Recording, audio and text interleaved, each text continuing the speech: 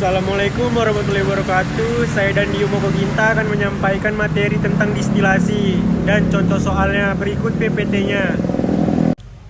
Saya akan membacakan pengertian distilasi. Distilasi adalah suatu metode pemisahan suatu komponen dari campurannya berdasarkan perbedaan titik didih antara komponen penyusun campuran tersebut. Destilasi banyak digunakan di laboratorium dan industri karena alatnya sederhana, prosedurnya mudah, tidak membutuhkan zat-zat kimia atau ramah lingkungan. Mudah tidaknya suatu zat menguap ditentukan oleh tekanan uapnya. P-uap. P-uap suatu zat murni ditentukan oleh suhu.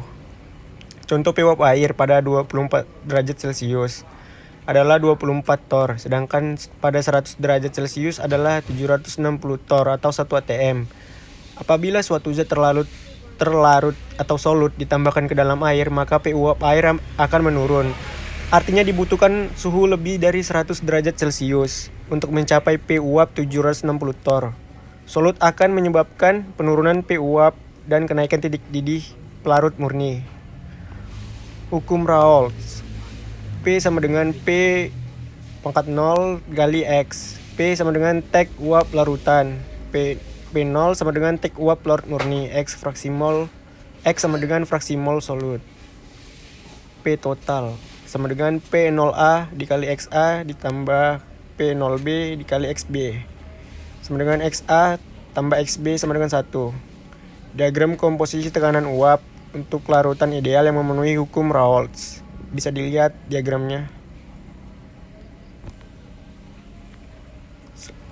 Jika larutan yang terdiri dari dua buah komponen yang cukup mudah menguap, misalnya larutan benzena atau toluena, larutan N-heptana dan N-heksana, dan larutan lain yang sejenis dididihkan, maka fase uap yang terbentuk akan mengandung komponen yang lebih mudah menguap dalam jumlah yang relatif lebih banyak dibandingkan dengan fase cair. Jenis-jenis destilasi. Yang pertama, destilasi sederhana. Digunakan untuk memisahkan zat-zat yang mempunyai perbedaan titik didih cukup besar. Misalnya pemisahan campuran air dengan aseton, air dengan alkohol, dan lain-lain. Bisa dilihat rangkaian alat destilasi sederhana. Yang kedua, destilasi bertingkat atau fraksionasi. Destilasi bertingkat adalah proses pemisahan destilasi ke dalam bagian-bagian dengan titik didih makin lama makin tinggi. Yang selanjutnya pemisihan bagian-bagian ini dimasukkan untuk destilasi ulang.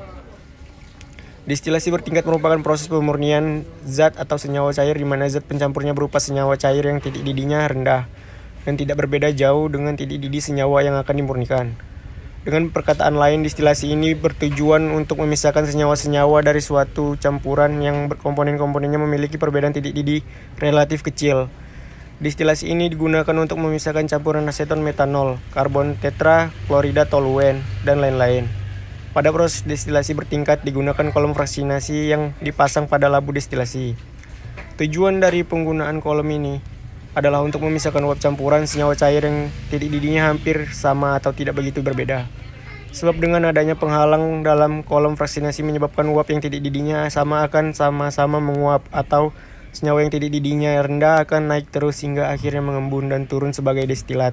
Sedangkan senyawa yang titik didihnya lebih tinggi, jika belum mencapai harga titik didihnya, maka senyawa tersebut akan menetes kembali ke dalam labu destilasi, yang akhirnya jika pemanasan dilanjutkan, terus akan mencapai harga titik didihnya. Senyawa tersebut akan menguap, mengembun, dan turun atau menetes sebagai destilat. Rangkaian alat destilasi bertingkat bisa dilihat.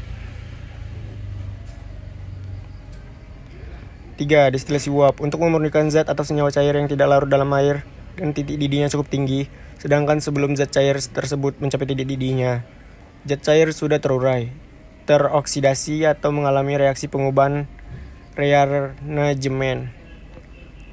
Destilasi uap secara umum digunakan untuk destilasi campuran air dengan senyawa yang tidak larut dalam air dengan cara mengalirkan uap air ke dalam campuran sehingga bagian yang dapat menguap berubah menjadi uap pada temperatur yang lebih rendah daripada dengan pemanasan langsung.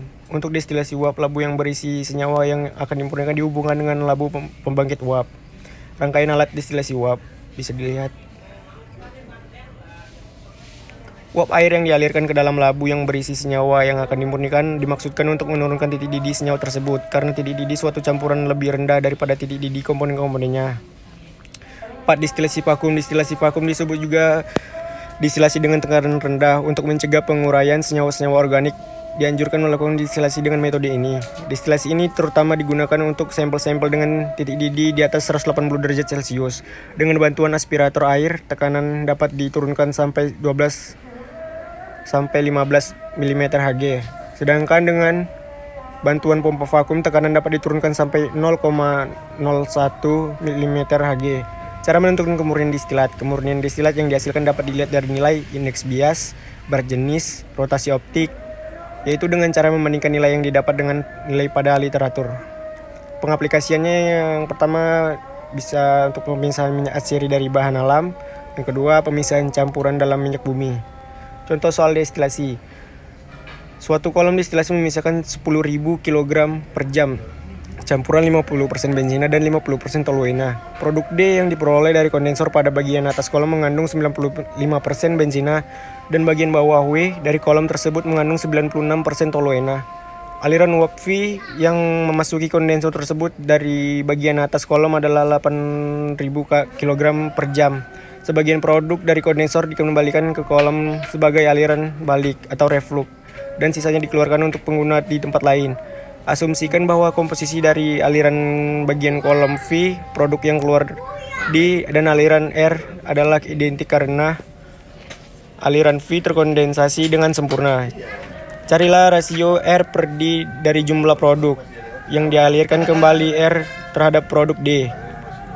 Jawabnya ya di sini ada diagramnya.